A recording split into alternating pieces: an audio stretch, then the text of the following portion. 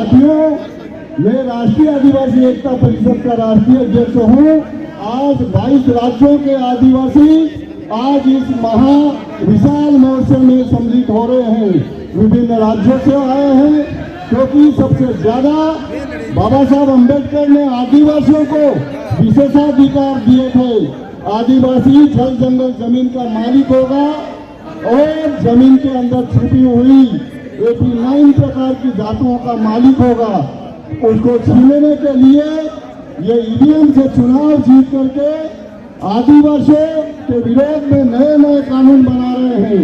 ये साथियों, उन आदिवासियों का जो विशेषाधिकार है आर्टिकल 244 के तहत, आर्टिकल 244 के तहत 5वीं और 6वीं अनुसूची है, वो किसी भी सामाजिक समूह को नहीं दिए। बाबा साहब अम्बेडकर ने सिर्फ आदिवासियों को अधिकार दिए कि उस आदिवासी क्षेत्र में आदिवासी ही राजा रहेगा। जैसे बिरसा मुंडा ने कहा था, अबुआ दिसुम अबुआ राज। बाबा साहब अम्बेडकर ने वो करके दिखाया था 5वीं अनुसूची के अनुसार कि आदिवासी क्षेत्र में आदिवासियों का ही राज रहेगा, उनका स्वायत्त शासन रहेगा, उनकी मालिकियत का अधिकार रहेगा।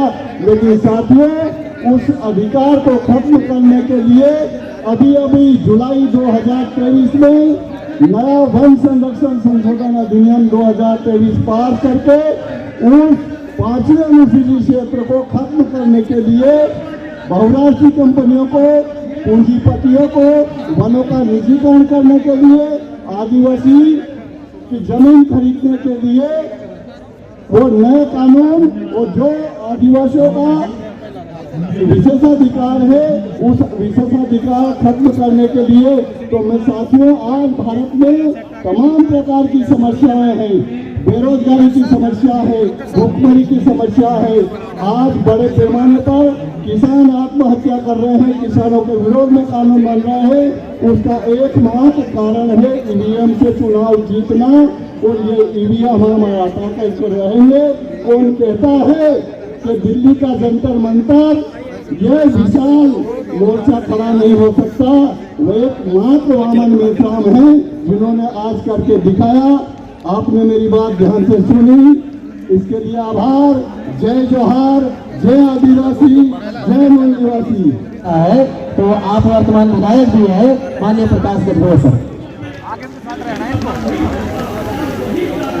परम पूज्य डॉक्टर बाबा साहब अम्बेडकर, महात्मा ज्योतिराव फुले, छत्रपति शिवाजी महाराज, छत्रपति शाहू महाराज, अन्ना भाऊ साठे, बिरसा मुंडा, इनके कदमों में मैं मेरा माथा टेकता हूं।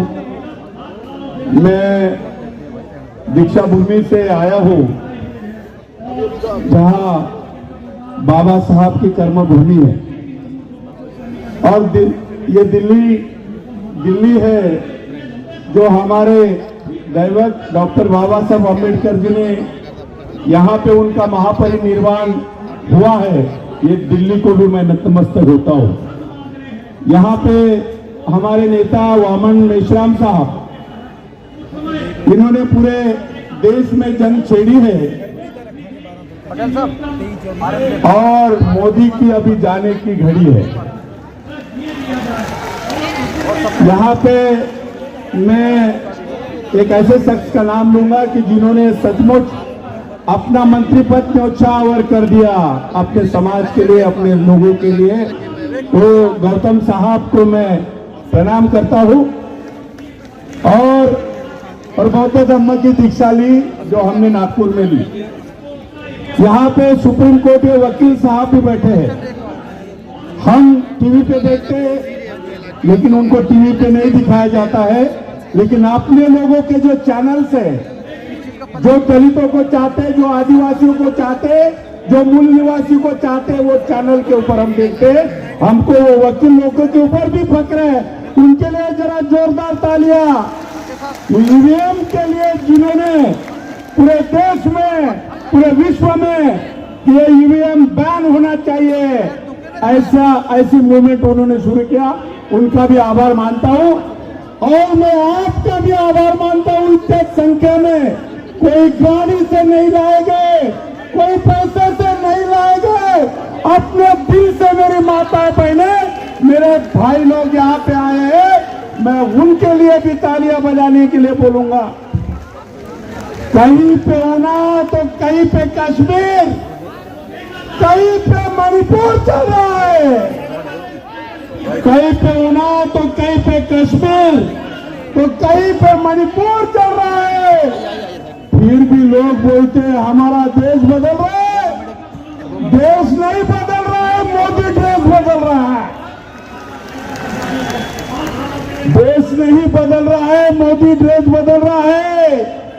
इस देश में लोगों को कुछ नहीं चाहिए, भाईचारा चाहिए। ये आज इसके घर में ईडी, आज उसके घर में ईडी, ऐसा कोई भी आदमी नहीं है कि जिसके घर में यहाँ पे पुलिस की ठटाका नहीं लगा रहे। मैं आपको कहना चाहूंगा दोस्तों, अरे जिसके घर के वोट 50 है, अभी मेरे भाई ने बताया, उसका खुद का वोट नहीं मिल रहा है। कमलनाथ के एरिया में उसको 50 वोट नहीं मिले, उसके जा रहे थे वहां पे, तो ये मत कहाँ जा रहे, वोट कहाँ जा रहे, हमारा उसके ऊपर संशय है।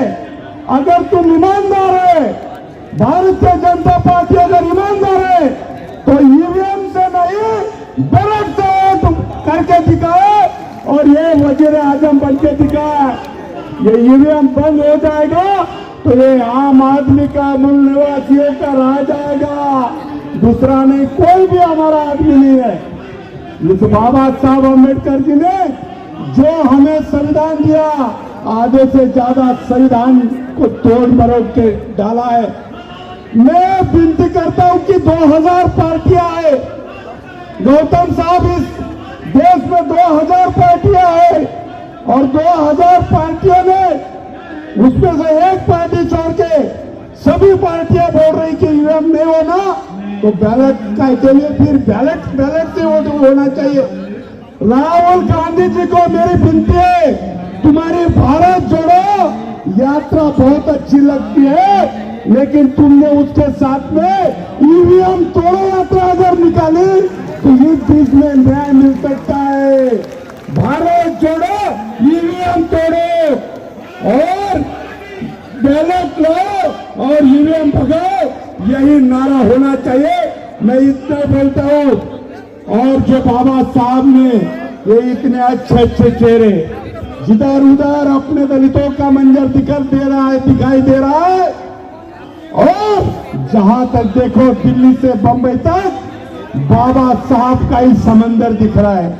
और इसलिए मैं उनको नतमस्तक होने के लिए, वो बाबा साहब सच्चाई के इंसाफ की किताब है, तो हमारे जिंदगानी का इंकलाब है। तो सच तो ये बात है कि वतन के इतिहास में एक महकता हुआ गुलाब है, तो एक महकता हुआ गुलाब है। तो धन्यवाद। जय भीम, जय भारत।